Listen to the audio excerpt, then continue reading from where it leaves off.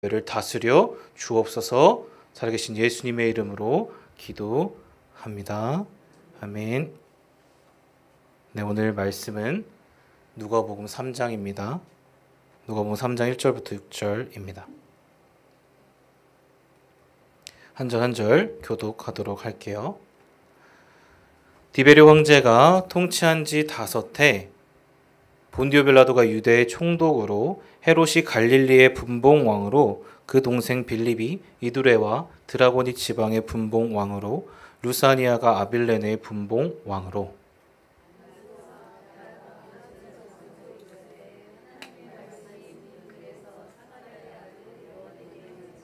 요한이 요단강 부근 각처에 와서 죄사함을 받게 하는 회개의 세례를 전파하니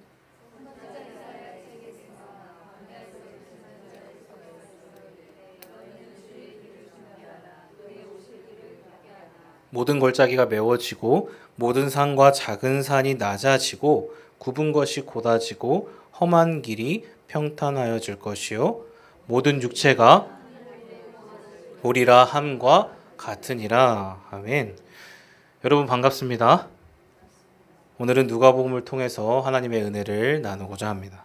자, 먼저 화면을 보시면 지난 2월에 이 사건 혹시 기억하시는 분 있으십니까? 네. 저희 목사님께서도 몇 번 얘기하셨지만 미국의 켄터키 주입니다. 윌모어라는 약 인구 6,000명, 아주 작죠. 작은 시골에서 일어난 부흥의 현장이에요. 여러분 여기서 어떤 일이 일어났습니까? 2월 8일이에요.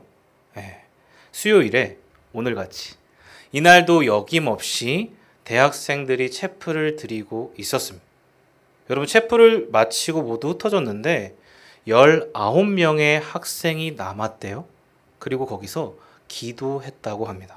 그런데 한 사람이 자기의 죄를 고백하고 또 다른 사람이 고백하면서 이게 확장이 된 거예요. 점점 계속해서 하나님의 임재가 가득해지기 시작했습니다. 여러분 그 임재를 따라 어떻게 됐을까요? 또 다른 친구들이 모여들고 친구, 교수, 지역 목사들이 모여들기 시작했습니다. 여러분 오른쪽 화면을 보시면 경찰도 기도하고 있어요.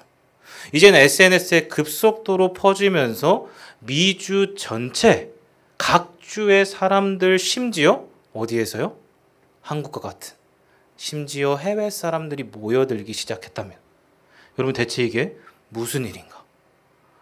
여러분 코로나로 움츠려들던 시대적 분위기가 미국 교회가 다시 성령의 바람으로 일어나는 너무도 감격스러운 순간이었다는 거예요. 사랑하는 여러분, 부흥은 이 시대를 살아가는 저와 여러분에게 가장 필요한 것입니다. 그렇죠? 그리고 갈망하는 거예요. 영적인 부흥, 내적인 부흥. 그런데 이 부흥은 여러분 어떻게 지금 여기서 시작되었는지 한번 보십시오. 아까 어떻게 시작되었다고 했죠? 19명의 기도. 그런데 하지만 여러분, 그들이 기도를 시작했던 계기가 있습니다. 그게 뭘까요? 하나님의 말씀이 선포된 현장이었다는 것입니다. 자, 화면을 보시면 에즈베리 대학의 잭 미어 크립스 목사님이에요. 여러분 이분은 자신이 지극히 평범한 설교를 했다고 합니다. 그가 설교에서 했던 내용이 뭐냐면 행함으로 사랑하라. 뭐라고요? 행함으로 사랑하라는 것이었대요. 제가 궁금해서 설교 스크립트를 찾아봤어요. 거기에 뭐라고 나와 있냐면 한번 들어보세요. 에즈베리 학생 여러분, 우리 사랑의 근원이 하나님의 사랑입니다. 우리의 사랑의 목적도 하나님의 사랑입니다. 우리가 진정으로 사랑을 행함으로 나타내길 원한다면 여러분 먼저 하나님 앞에, 그 사랑 앞에 엎드리십시오. 우리가 진정으로 사랑을 행하길 원한다면 하나님의 사랑을 경험해야 합니다. 이걸 선포하셨다는 거예요. 여러분 에즈베리 학생들이 어떻게 회개가 터져 나올 수 있었을까요? 어떻게 반응할 수 있었냐는 거예요. 그것은 뭐예요? 하나님의 말씀이 그들의 심령을 관통했기 때문입니다. 하나님의 측량할 수 없는 그 사랑, 그들의 심령을 가득 채우고 그 빛이 그들의 심령 내부를 찔러 쪼개셨다는 거예요. 그래서 부흥이 일어난 거예요. 여러분, 저는 이러한 이야기들과 내용을 보면서 참 많은 걸 느낄 수 있었습니다. 여러분, 무엇을요? 하나님은 이 세상이 아무리 어둡고 하나님을 멀리해도 진리의 말씀이 선포되면 여러분, 하나님의 영이 임하시면 어때요? 그 현장은 진정한 부흥의 회복의 현장이 될 수 있다는 것입니다. 여러분, 믿으십니까? 진정한 부흥은 하나님의 말씀이 이 땅을 소망케 하고요, 하나님의 부활이 이 땅을 살리는 것입니다. 여러분, 오늘 본문은 바로 이러한 영적인 부흥의 이야기를 담고 있습니다. 오늘 본문 전체는 전반부 요한의 이야기랑 후반부 예수님의 이야기가 나오고 있어요. 병행구로 구성되어 있습니다. 즉, 예수님의 그림자로 요한을 먼저 소개하고 있어요. 바로 예수의 길을 준비하는 한 사람, 요한을 통해 어떠한 부흥을 그려가고 있으신가, 이것을 저와 여러분이 함께 살펴보자는 것입니다. 여러분, 한번 볼까요? 본문 1절과 2절 처음입니다. 다 같이요. 황제가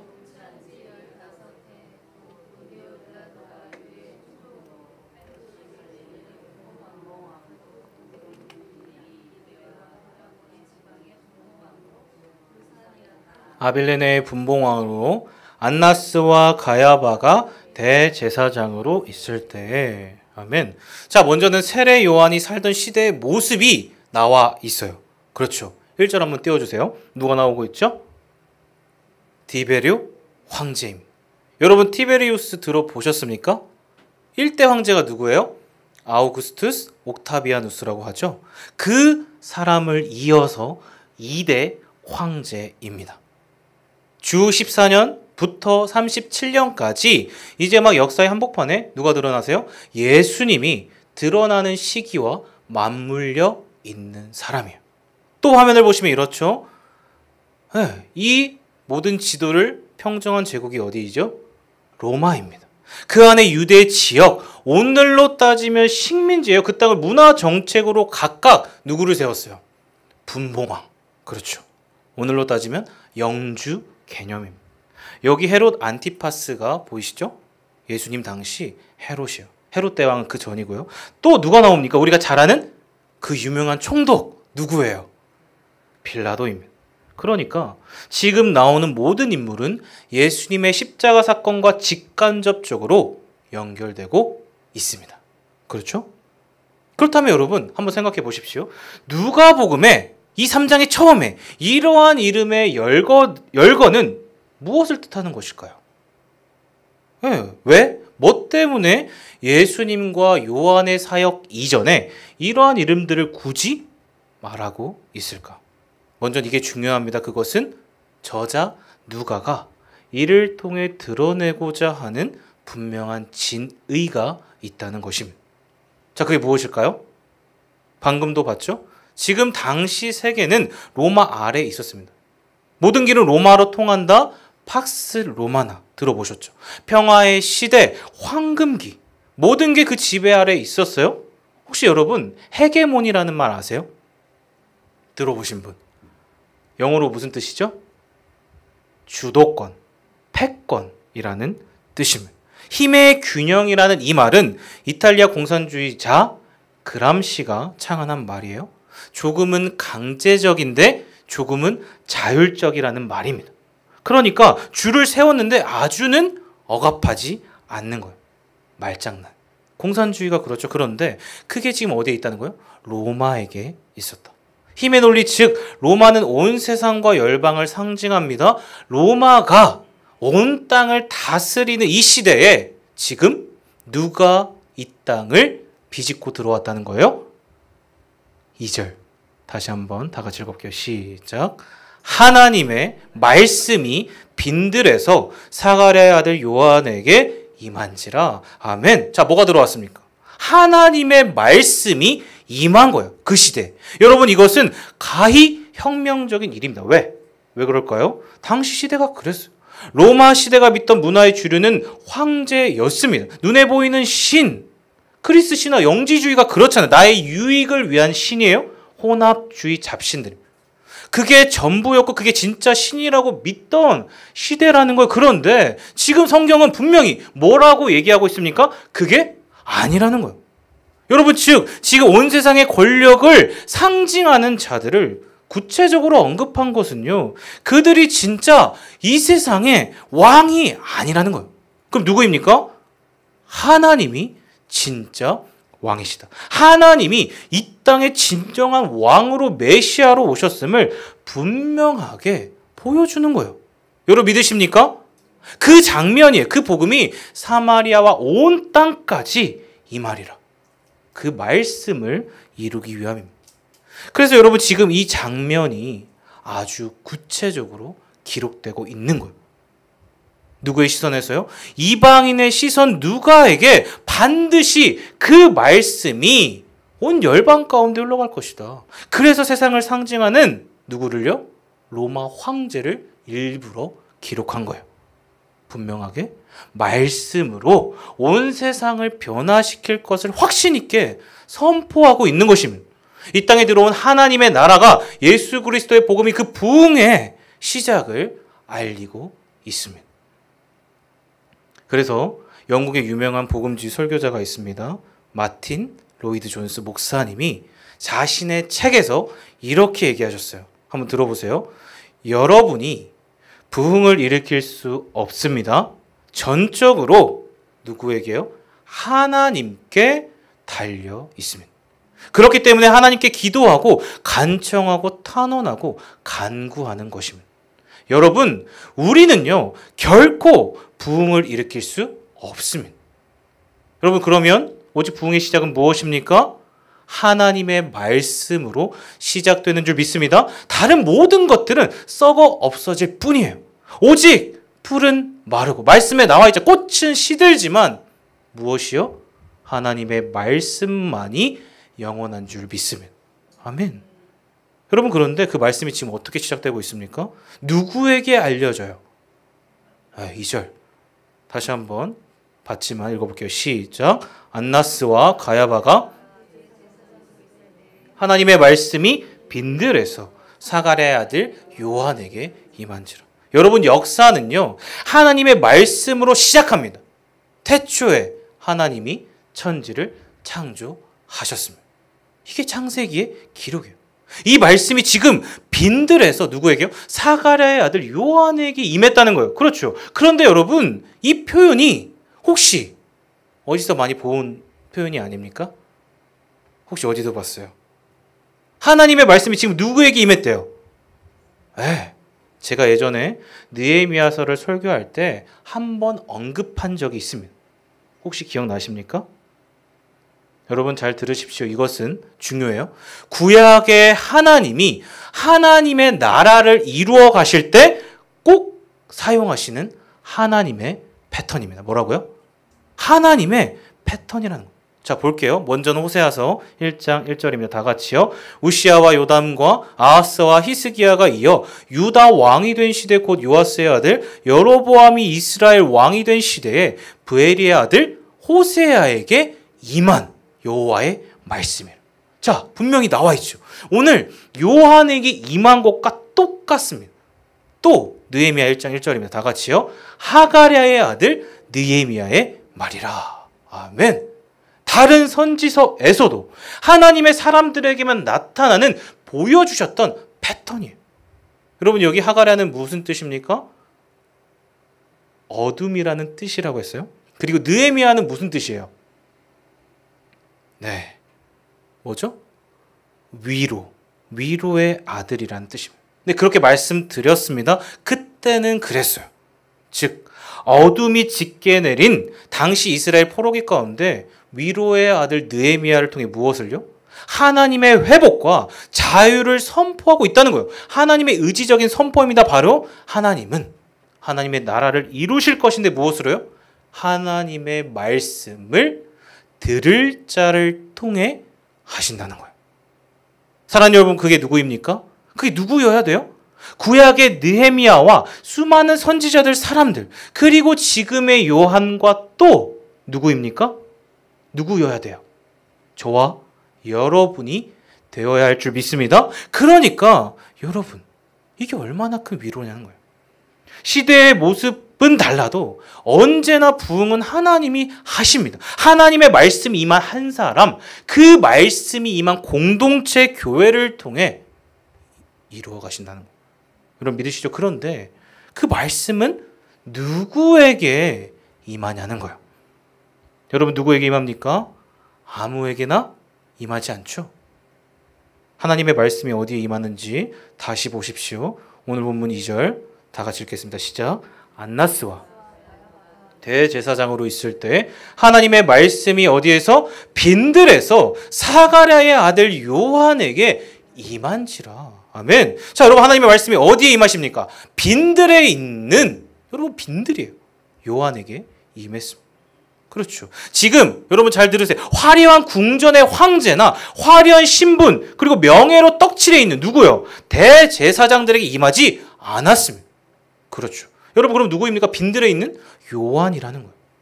여러분 이것은 무엇을 보여주는 것일까요? 무엇을 의미하는 것입니까? 아무리 화려한 명예와 직분과 위치에 있을지라도 그 사람의 외형이 겉모습이 그 사람을 결정하지 않는다는 거예요. 그렇죠. 심지어 지금 요한은 보십시오. 1절부터 2절까지 보세요. 어떻습니까? 수많은 인물들 앞에 뭐가 붙어 있어요? 다 수식어가 붙어 있습니다. 누구는 황제, 총독이요, 분봉왕이요, 대제사장이요. 그런데 그 시대에 엄청난 주류들이었습니다. 그런데 요한은 어떠냐는 거예요? 없습니다. 칭호가 없었다는 거예요. 여러분 한낱 빈들의 찌끄레기입니다. 그렇죠. 우리가 그간 역사서를 큐티하고 있는데 예전에 여러분 다윗을 표현하던 단어가 무엇이었죠?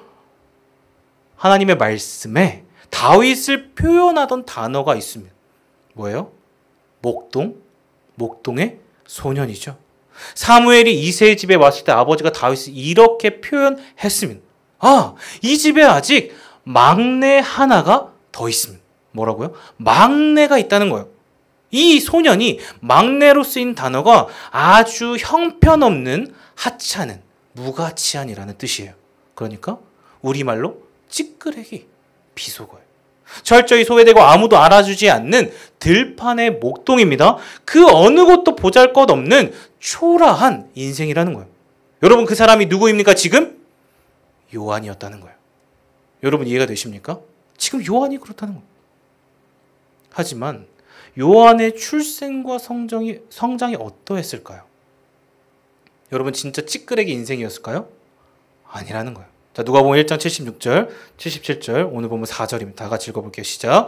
이 아이여, 네가 지극히 높으신 이의 선지자라 일컬음을 받고 주 앞에 앞서가서 그 길을 준비하여 주의 백성에게 그 주의 사함으로 말미암는 구원을 발개하리니 선지자 이사야의 책에 쓴 바 광야에서 외치는 자의 소리가 있어 이르되 너희는 주의 길을 준비하라. 그의 오실 길을 곧게 하라. 아멘.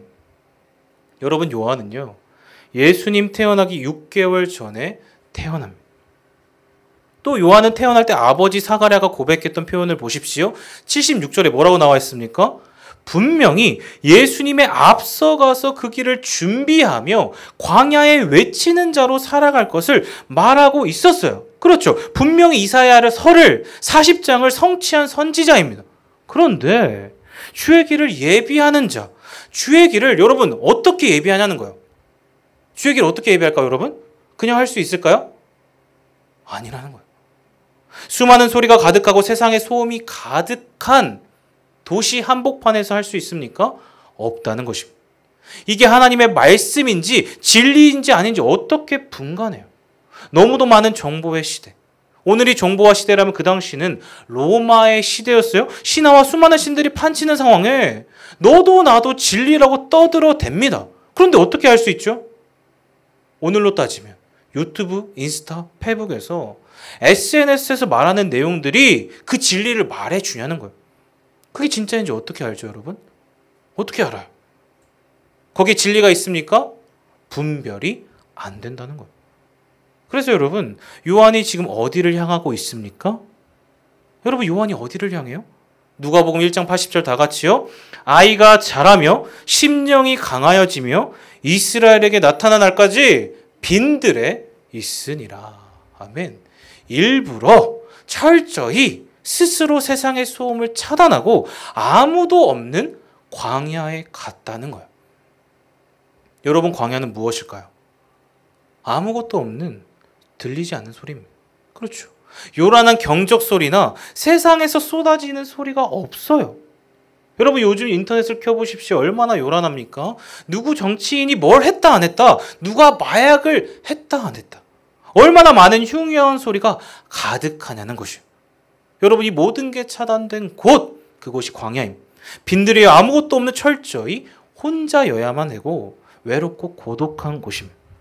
나의 모습을, 나의 마음을 돌아보지 않을 수 없는 곳, 광야예요.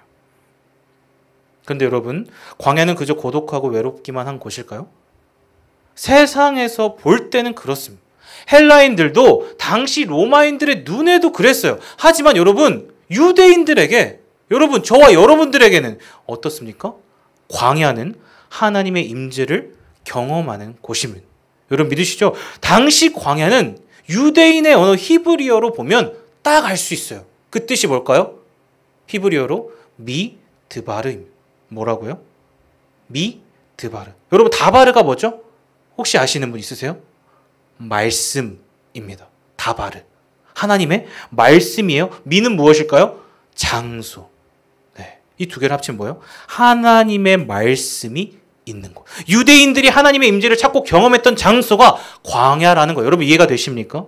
그래서 이스라엘이 출애굽해서 가장 먼저 광야를 경험했습니다. 하나님이 주시는 만나와 메추가를 먹고 하나님의 인도를 받을 것이냐 아니냐. 그래서 모세를 부르실 때도, 여러분 여호수아를 부르실 때도 다 어디예요? 광야라는 거예요. 광야에서 부르십니다. 여러분 엘리야도 어때요? 그가 대선지자였지만 그렇게나 멋지게 바알 선지자들을 무찔렀음에도 지쳐 쓰러졌잖아요. 그때 하나님은 광야에 있는, 다른 곳이 아니에요, 광야에 있는 엘리야를 만나주세요. 왜요? 엘리야에게는 하나님의 임재가 필요했기 때문입니다. 여러분, 저는 화면을 보시면 지난 휴가 때 아내랑 둘이 여기를 다녀왔습니다. 여기가 어디죠? 보이세요? 필그림 하우스입니다. 기도해 주셔서 감사합니다. 아마 가보신 분들 있으실 거예요. 지구촌 교회에서 운영하는 수양관입니다. 정말 좋았어요. 하루 3번 자신과 나라와 민족을 위해, 교회를 위해 기도해요. 개인 시도 시간, 모든 일정이 침묵으로 진행됩니다. 여기 카페도 있어요. 철로역전 코스 보이시죠? 30분이면 다 도는 산책 코스를 너무나도 잘 만들어 놨습니다. 여러분 안 가신 분은 꼭 한번 나중에 가보십시오. 제가 매일 걸었어요. 너무 좋았습니다. 순례자의 길이 무엇인가 묵상하면서 카페에서 혼자 오신 분 곳곳에 연락하신 부부들이 많으시더라고요. 간간히 5-6명이 보였습니다. 우르르 밥 먹고 카페에서 회의하는 분들이 있더라고요. 딱 봐도 알겠어요. 누구예요? 교역자들. 난 교역자 이마에 막 써 있더라고요. 여기서 이틀 동안 침묵하면서 기도하면서 산책하면서 책을 보고 말씀을 봤습니다. 조용한 시간을 보냈어요. 그러니까 여러분 제 마음이 평온해지는 거예요. 저를 잠잠히 돌아볼 수 있었습니다. 잠시나마 세상의 소리를 차단하고 멈추니까요. 하늘의 소리가 들리는 거예요. 하나님의 말씀이 보였습니다. 제가 지난 1년 동안 얼마나 전반기 동안 하나님이 아니라 내 생각과 마음대로 살아왔는지, 하나님의 뜻이라고 생각했지만 세상의 소리에 염려하고 불안하고 두려워했는지를 돌아보게 되었다는 거예요. 그러니까 어떻게 될까요? 제 마음에 회개가 터져 나오는 거예요. 마치 에즈벨이 환장처럼 진정한 회개가 막 터져 나왔습니다. 높아진 저, 불신하는 나, 뒤틀린 눈과 시선을 다시 하나님께 돌이킬 수 있었습니다. 끊어진 생명선이 제자리를 찾는 거죠. 그러니까 가야 할 길이 보이는 거예요. 모든 진로와 마음의 어려움들이 하나님께 온전히 맡겨지는 시간이었습니다. 여러분 이게 무엇일까요? 제가 경험한 광야입니다. 빈들이에요. 비라이벨스 목사님이 자신의 책에서 말하듯 아무도 보지 않는 그곳에서 당신은 누구인가 나는 누구인가 아무도 없지만 누구도 알아주지 않잖아요. 마치 세상은 초라한 인상이야. 너는 보잘것없는 인생이라고 말하지만 여러분 하나님의 임재가 있고 하나님의 말씀이 비춰지는 곳은 그렇기 때문에 뭐예요? 진정 복된 인생인 줄 믿습니다. 그것이 영원한 생명의 회복, 부흥이라는 거예요. 사랑하는 여러분, 저와 여러분은 이러한 광야를 경험하고 있으십니까? 그저 아무도 없는 황무지가 아니라 하나님과 함께 할 수 있어서 생명이 꽃피우는 하나님과의 공간이 저와 여러분에게 있으시라는 거예요. 그래서 여러분 파스칼이 이런 얘기를 합니다. 그의 책 팡세에서 인간의 모든 불행은 인간이 자기 방에 조용히 머물 수 없다는 단 한 가지 사실에서 비롯된다. 여러분 뭐라고요? 인간의 모든 불행은 인간이 자기 방에 조용히 머물 수 없다는 단 한 가지 사실에서 비롯된다는 거예요. 여러분 그래서 우리가 빠지는 게 무엇입니까? 중독에 빠지는 거예요. 왜? 홀로 있기를 두려워하죠. 싫어하니까 그렇다는 거예요. 여러분 중독이 무엇이죠? 왜 중독에 빠지냐는 거예요. 외로움을 잊으려고 빠지는 거예요. 홀로 있기 싫은 거 잘 생각해 보십시오. 무언가에 몰두하는 거예요. 그래서 너도 나도 게임 중독, 알코올 중독, 마약 중독에 빠집니다. 왜 연예인들이 그토록 마약에 빠지냐는 거예요. 모든 걸 가졌지만 정작 뭐가 없어요? 마음의 평안이 없는 거예요. 계속 외로워요. 하나님이 없으니까 홀로 있기 싫어하는 거죠. 하지만 뭐라고요? 나는 외롭지 않아. 다 이렇게 얘기해요. 실상은 지독하게 힘들고 외로운데 외면하는 것입니다. 안 보는 거예요. 일부러 회피하는 거예요. 얼굴을 돌리는 거예요. 잊으려고 자꾸만 무언가에 집착합니다. 그래서 여러분 중독을 병이라고 해요. 실제로 심리학 용어로 병적인 증세라고 합니다. 나의 내면이 병들어가는데 몰라요. 왜? 안 보니까. 하나님의 빛이 없으니까 그렇습니다. 사랑하는 여러분, 저와 여러분 어떻습니까? 그래서 모든 걸 올인하죠. 그런데 채워지지 않습니다. 가져도 끝이 없어. 만족이 없어요. 공허해요. 아무것도 없어. 세상은 그래왔고 사단은 늘 이걸 부추겨 왔습니다. 요한의 시대나 오늘이 다를까요? 똑같다는 거예요. 허기지고 갈증나고 목마르니까 계속해서 눈에 보이는 걸 찾는 것입니다. 당장 내게 짜릿함을 주는 게 뭐지? 음행, 위선, 가식, 이걸 누가? 대제사장들이 찾았잖아요. 그들에게 뭐가 있었습니까? 아무것도 없어요. 유대주의의 끝판, 마지막. 겉만 남은 빈 껍데기입니다. 여러분 형식과 율법만 남았어요. 여러분 이게 무엇일까요? 광야를 경험하지 못한, 아니 세워갈 생각조차 하지 않는 이 시대의 모습이라는 것입니다. 하지만 여러분 세례 요한은 어땠습니까? 완전히 반대 정신이죠. 의도적으로 광야를 찾았습니다. 의도적으로 광야의 영성을 살아냈다는 거예요. 자, 누가복음 1장 15절 다 같이요.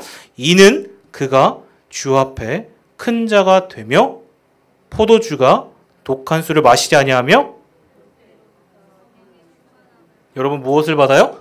성령의 충만함을 받았습니다. 여러분 성령의 충만함이 무엇이죠? 다스림이에요. 성령을 따라 살았다는 것이며 그게 어디로 이어집니까? 광야로 이어졌다는 거예요. 그러니까 광야의 영성 무엇입니까? 즉 하나님과의 동행이에요.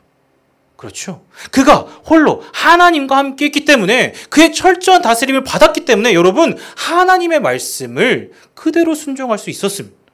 그래서 여러분 그가 이후에 남긴 것들이 다 무엇입니까? 오늘 본문 이유를 쭉 보십시오. 3장 이후 쭉 보세요. 회개하라. 천국이 가까이 왔노라. 주의 길을 예배하라. 회개에 합당한 열매를 맺으라. 왜? 하나님의 다스림을 받으면 어떻습니까? 돌이킬 수밖에 없습니다. 돌이켜야 되니까. 잘못된 단추를 빼고 처음부터 다시 끼우는 거예요.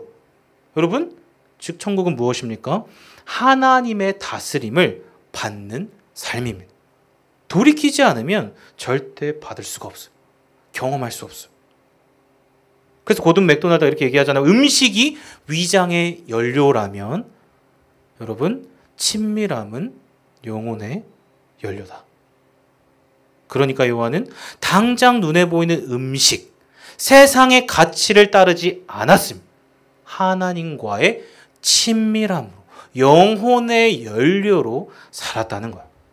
진짜 신앙인으로 살았어요. 왜? 그의 내면심 어때요? 하늘로 비추어지는 하나님의 시선 렌즈로 가득 채워져 있었기 때문이에요. 그래서 더 이상 깨어진 자아가 아닌 하나님이 보시는 대로 자신이 누구인가, 나는 누구를 따라야 되는가, 누구를 보아야 하는지를 알았다는 거예요. 여러분, 누구의 이야기입니까? 저와 여러분이 집중해야 할 소리는 바로 하늘의 소리, 하나님의 음성인 줄 믿습니다. 오직 저와 여러분의 진정한 자유는 하나님 앞에 있을 때, 나의 내면 가운데 찾아오시는 하나님의 음성을 들을 때 가능하다는 것입니다. 그러니까 여러분 꼭 기억하십시오. 무엇을요? 친밀함이 회복될 때 가능합니다.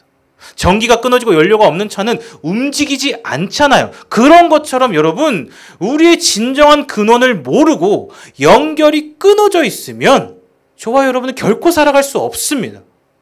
그래서 예수님도 실제로 어디서 사역하셨을까요? 빈들에서 하셨다는 거예요. 그렇죠? 늘 홀로 한적한 곳을 찾으셨어요. 하나님과 함께하는 그곳에서 모든 에너지를 얻으셨습니다. 공생의 전에도 가장 먼저 어디를 향하시죠? 광야를 가셨다는 거예요. 저와 여러분이 잘 아는 어떤 기적? 오병이의 기적도 어디서 행하셨어요? 빈들에서 하셨다는 것입니다. 누가복음 4장 1절 다 같이요. 예수께서 성령의 충만함을 입어 요단강에서 돌아오사 광야에서 40일 동안 성령에게 이끌리시며. 여러분, 요한이랑 똑같죠. 누구의 충만함을 받아 누구에게 이끌림을 받았어요? 성령의 충만함을 받아 광야로 가셨다는 거예요. 하나님의 임재 가운데 그 말씀으로 모든 악을 물리치셨습니다. 또 누가복음 5장 16절과 9장 12절입니다. 다 같이요. 예수는 물러가사 한적한 곳에서 기도하시니라. 날이 저물어 가매 12사도가 나와 여짜오되 무리를 보내어 두루 마을과 촌으로 가서 유하며 먹을 것을 얻게 하소서. 우리가 있는 여기는 빈들이니이다. 여러분 다 어디입니까? 한적한 곳, 빈들이에요. 그렇죠. 여러분 여기서 다 다른 단어로 번역되어 있지만 원어가 똑같아요. 헬라어로 에레모스 똑같습니다. 모두 다 버림받은 곳, 모두가 포기한 곳, 황무지, 광야라는 것. 즉 여러분, 잃어버린 자를 찾아 이 땅에 오신 주님이 어디를요? 잃어버린 빈들의 인생을 찾아 오셨다는 거예요. 여러분 이해가 되십니까? 하나님과 하나님의 마음으로 빈들에 있었기 때문에 할 수 있으셨다는 거예요. 어디에서요? 광야에서. 사랑하는 여러분, 예수님이 그러셨다면 저와 여러분은 어떻게 살아야 하겠습니까? 예수님이 광야에 사셨고 하나님의 말씀을 듣고 사셨어요. 그렇다면 잃어버린 자를 찾아 빈들의 인생을 찾아오셨다면, 보살피셨다면요, 저와 여러분은 광야에 외치는 자의 소리로 다시 오실 주님을 기다리는 부활, 소망의 삶을 사시겠습니까? 아니면 울리는 꽹과리죠. 형식만 남은 종교인의 모습으로, 그 시대의 모습으로 살아가시겠습니다. 여러분 생각해 보셔야 한다는 거예요. 사랑하는 여러분, 광야의 영성을 회복하시길 바랍니다. 광야의 주님을 만나시길 진정으로 축복합니다. 진정한 부흥은 에즈베리 부흥처럼 오늘 요한의 자유, 하나님과의 친밀함이 회복될 때 가능한 줄 믿습니다. 여러분 그렇게 이번 한 주도 이제 추석이잖아요. 내일부터 긴 연휴가 시작됩니다. 민족의 명절 추석을 맞아 가족을 만나는 그 자리에서도 여러분 그 자리가 광야가 되게 하십시오. 하나님과의 임재의 순간이 되게 하시라는 거예요. 그러면 어떻게 될까요? 그 하나님의 임재의 음성이 들리고 그 사랑과 은혜를 흘려보낼 수 있을 것입니다. 그렇게 그 사랑 흘려보내시길, 복된 모두 되시길 예수님의 이름으로 축복합니다. 아멘. 여러분 들은 말씀을 가지고 우리가 함께 찬양했으면 좋겠습니다. 오늘의 핵심은 빈들이에요. 광야와 같은 인생을 찾아오신 주님이 우리를 어떻게 살리시고 또 일으키시는가를 보았습니다. 여러분, 그렇기 때문에 광야는요, 결코 눈에 보이는 것이 다가 아니에요. 하나님의 말씀이 임하는 곳이면 그곳은 생명이 꽃피우는 곳인 줄 믿습니다. 아멘. 그 말씀을 기억하며 광야를 지나며 찬양 같이 드리시겠습니다.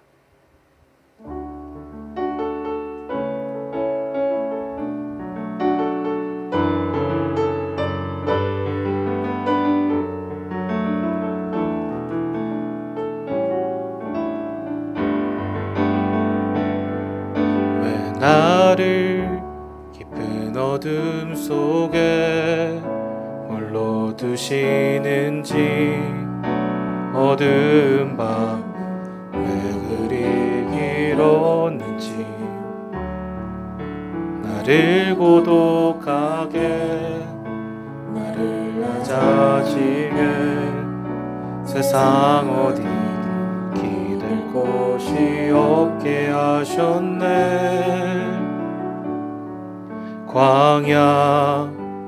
광야에 서 있네.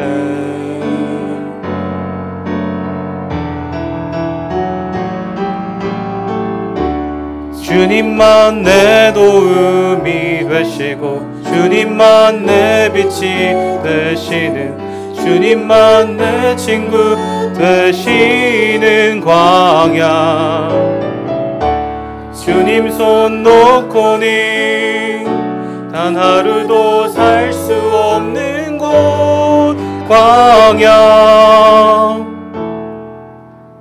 광야에 서 있네. 늘 고독 어둠 속에 홀로 두시는지, 어두운 밤 왜 그리 길었는지, 나를 고독하게 나를 낮아지게 세상 어디도 기댈 곳이 없게 하셨네.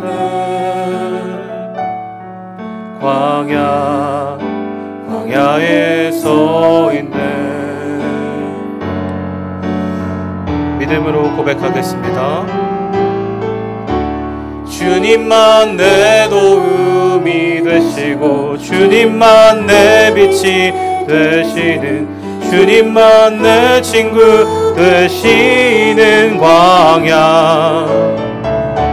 주님 손 놓고는 단 하루도 살 수 없는 곳, 광야.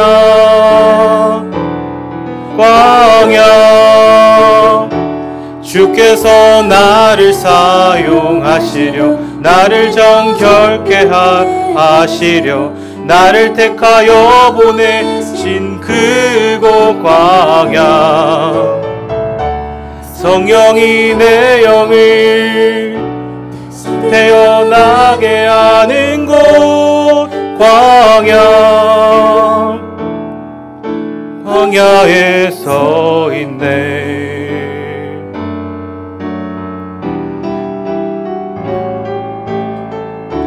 주님만 내 도움이 되시고 주님만 내 빛이 되시는, 주님만 내 친구 되시는 광야. 주님 손 놓고는 단 하루도 살 수 없는 곳, 광야. 주께서 나를 사용하시려, 나를 더 정결케 하시려, 나를 택하여 보내신 그곳 광야. 성령이 내 영을 다시 태어나게 하는 곳, 광야에 서 있네. 아멘. 여러분, 오늘 말씀을 들으시면서 어떠한 마음이 드십니까? 여러분, 살아계신 하나님이 성령의 빛으로 우리를 비추시고 이 찬양 가운데 우리를 밝히 비추셨다면 저와 여러분 각자에게 분명하게 주시는 하나님의 빛이, 말씀이 있으실 것입니다. 여러분, 그 사실이 무엇입니까? 우리의 인생이 아무리 광야와 같고 눈에 보이는 빈들과 같을지라도 하나님은 그러한 우리를 결코 외면치 않으신다는 사실입니다. 여러분, 믿으십니까? 하나님은 우리를 말씀으로 다시 살리시길 원하신다고, 이 어둡고 타락한 이 세상 가운데 주님의 등불이 되어 하나님의 말씀을 비출 하나님의 한 사람, 그 교회로 세우길 원하신다는 사실입니다. 여러분, 그것은 그냥 될 수 없어요. 하나님의 말씀을 듣는 자, 하나님의 말씀을 들을 수 있는 광야의 영성이 있는 사람에게만 임한다는 것입니다. 여러분, 이 사실 기억하면서 기도합시다. 하나님, 제게 이 광야의 영성을 회복시켜 주시옵소서.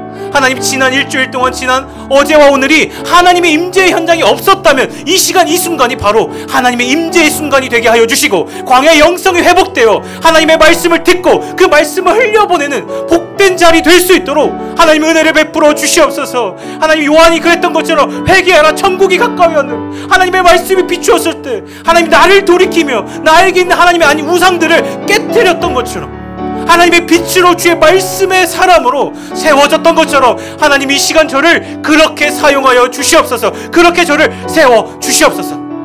이 시간 우리 함께 주여 한번 부르고 우리의 광야의 영성이 회복되길 원한다고, 이 시간 주님 비추시는 하나님의 말씀을 회복하며 살아계신 하나님을 경험하길 원한다고, 하나님을 만나길 원한다고 우리 함께 기도하는 시간 갖겠습니다. 주여, 하나님 아버지 감사합니다. 이 시간 주님의 말씀 앞에 섭니다. 광야와 같은 나의 인생을 결코 외면치 않으시고 나를 일으키시며 말씀 가운데 저를 살리시는 하나님을 보기를 원합니다. 주님의 말씀의 빛 가운데 나아가게 하여 주시옵소서. 하나님, 저를 불쌍히 여겨 주시옵소서. 여전히 외롭습니다. 여전히 힘들고 어렵습니다. 아무도 알아주지 않는 것 같은, 철저히 혼자인 것 같은 고립되고 외롭고 고독한 현실을 살아가고 있습니다. 하지만 하나님, 주님은 그러한 저를 외면치 않으시는 줄 믿습니다. 그러한 저를 붙드시며 나를 일으키시며 나를 살리시는 하나님, 그 하나님을 경험케 하여 주시옵소서. 빈들의 영성, 광야의 영성, 하나님의 임재가 있고 주님이 나를 부르시는 그 말씀의 현장 앞에 하나님 반응하게 하여 주시옵소서. 하나님, 일어서게 하여 주시옵소서. 저를 다스려 주시옵소서. 하나님, 저를 일으켜 주시옵소서. 하나님, 다스려 주시옵소서. 하나님, 당신의 임재 앞에 하나님, 저를 붙들어 주시옵소서. 주님의 그 영성을, 살아계신 주님을 만날 수 있는 광야의 시간을 세워가게 하여 주시옵소서. 하나님, 붙들어 주시옵소서. 하나님, 저를 불쌍히 하고 하나님, 저를 일으켜 주시옵소서. 하나님, 당신 앞에 온전한 모습으로 다시 한번 세워지고 주님을 바라볼 수 있도록 하나님 도와주시옵소서.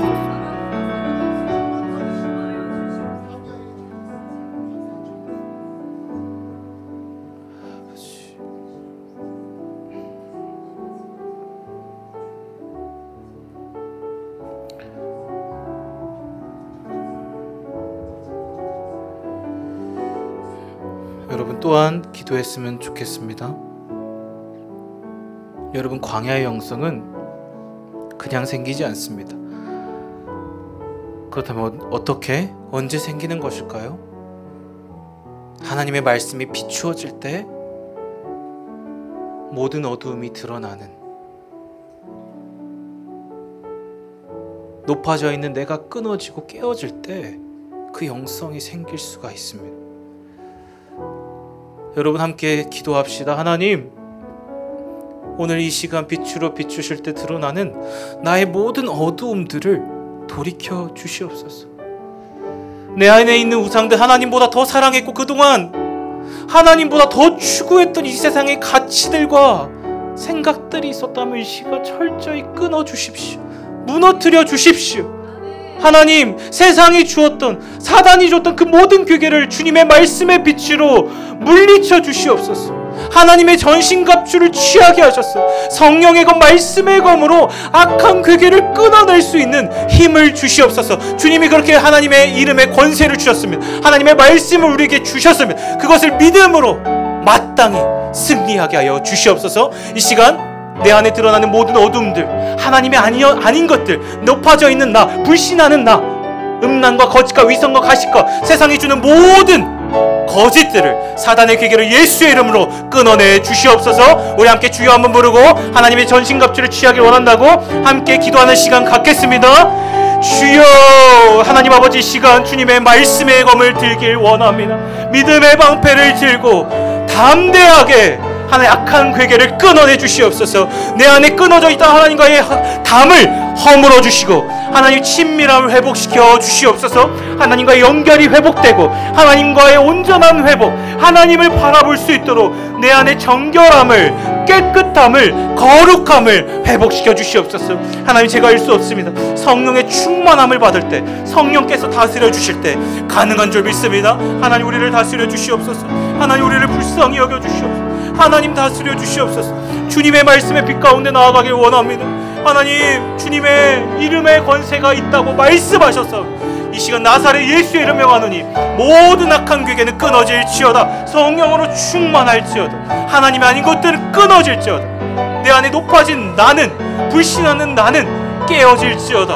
하나님, 물리쳐 주시옵소서. 주의 빛으로 어두움을 몰아내 주시옵소서. 내 안에 정결함을 회복시켜 주시옵소서. 거룩함을 회복시켜 주시옵소서. 하나님, 저를 불쌍히 여겨 하나님 주시옵소서. 하나님, 저를 다스려 주시옵소서. 하나님, 저를 다스려 주시옵소서.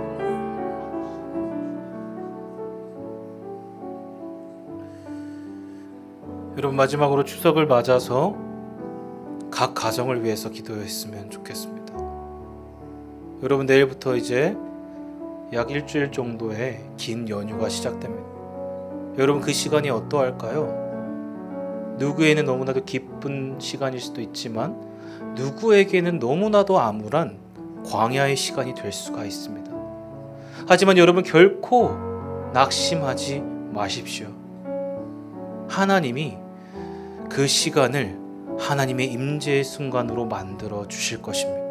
여러분, 그 시간을, 그 가정을 만나고 그 친지들을 만나는 그 시간이 하나님께 받은 그 은혜를 흘려보내는 귀한 축복의 통로로 사용하실 것이기 때문입니다. 여러분, 믿으시죠? 그 사실을 기억하며 기도하기를 원합니다. 하나님, 나의 가정에, 나의 친족에 하나님의 사랑을 흘려보내는 축복의 통로가 되게 하여 주시옵소서. 그 시간을 광야로 삼게 하시고 하나님의 임재가 있는, 하나님을 만나는 시간이 되어 하나님께 받은 그대로 그 사랑을 흘려보내게 하여 주시옵소서. 하나님을 모르는 자들이 있다면 주께로 돌아오는 은혜가 있게 해주시고 주의 빛을 경험하고 생명의 복음을 경험하는 복된 시간, 살아있는 주님의 예배의 시간이 될 수 있도록 은혜를 베풀어 주시옵소서. 자, 이 시간 우리 민족의 명절을 맞아 이 추석의 시간이 광야의 시간이 되게 해달라고, 하나님을 경험하게 해달라고, 그 사랑을 흘려보내는 복된 통로가 되게 해달라고, 주님의 백성들이 주께로 돌아오는 복된 시간 되게 해달라고 함께 주여 한번 부르고 기도하겠습니다.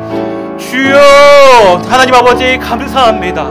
이 귀한 민족의 명절을 허락하여 주시고 가족을 만날 수 있는 복된 시간을 허락해 주시니 감사합니다. 하나님, 이 시간이 광야일지라도 하나님의 임재를 경험하는 시간이 되길 원합니다.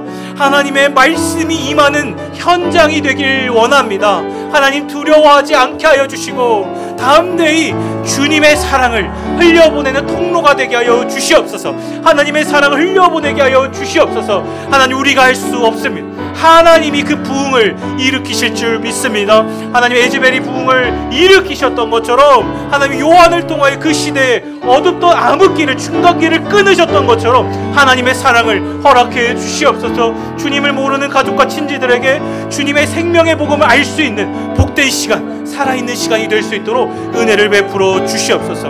하나님, 당신이 그렇게 하실 것을 믿습니다. 광야의 시간 가운데 하나님이 행하실 하나님 새 일을 기대합니다. 하나님이 일하실 것들을 기대합니다. 하나님, 붙들어 주시옵소서. 하나님, 붙들어 주시옵소서. 주님이 하실 것입니다.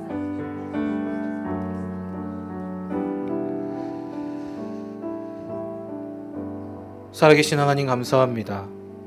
오늘 이 시간 하나님이 잃어버린 자를 찾아 이 땅에 오신, 잃어버린 빈들의 인생을, 그러한 우리를 결코 외면치 않으시는 사랑의 하나님이심을 깨닫게 해주시니 감사합니다. 이 시간 광야의 영성을 회복하길 원합니다. 주님, 저희를 불쌍히 여겨 주십시오. 다시 하나님의 임재를 찾게 하게 하시고 모든 세상의 소음이 아닌 하나님의 음성을 듣게 하여 주시옵소서. 하나님과의 깊은 사귐을 회복시켜 주시옵소서. 주님의 빛 가운데 비추어지는 내 안의 우상들을 돌이킵니다. 여전히 하나님보다 높아져 있는 제 마음을 낮추시고 하나님이 아닌 다른 우상들은 철저히 깨뜨려 주시옵소서. 이제 내일이면 긴 추석 연휴를 보냅니다. 하나님, 이 시간이 하나님과의 깊은 만남의 시간이 되게 하시고 말씀 앞에서 받은 사랑을 흘려보내는 축복의 통로들 다 되게 하여 주시옵소서.